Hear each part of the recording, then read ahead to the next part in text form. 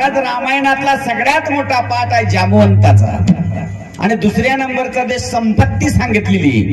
जे पाखरू आहे जटाऊचा भाऊ आहे त्याचं एक पार्ट रामायणामध्ये दिलेलं आहे जो आपण जटाऊ होऊ शकतो आपणही जामवंत होऊ शकतो अहो जरी दिसायला वाईट असेल पण त्याचा बोध जेव्हा जीवनामध्ये होईल त्या वाईटाकडे पाहूनच मनुष्याचा बोध होतो महाराज शरीराकडे पाहून जो व्यक्ती बोध घेतो त्याला बोध कधीच येणार नाही म्हणून जेव्हा आपल्याला बोध ज्याच्याकडून घ्यायचा असेल तो साधू असला पाहिजे विठ्ठल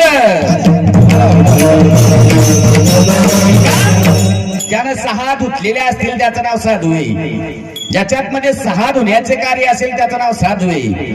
कारण साधू बोध झाला कारण बोध तर सगळे करतात मास्तराला बोध येते नवे नवे महाराज एखादा इंजिनियर असेल त्यालाही बोध येतो नवे नवे महाराज एखादा समजून घ्या आई वडील असेल त्यालाही बोध आहे काही काही आई वडिलाला बोध आहे बाप जाते बिअर बार मध्ये पोट्ट जाते चिल्लरच्या दुकानात विठ्ठल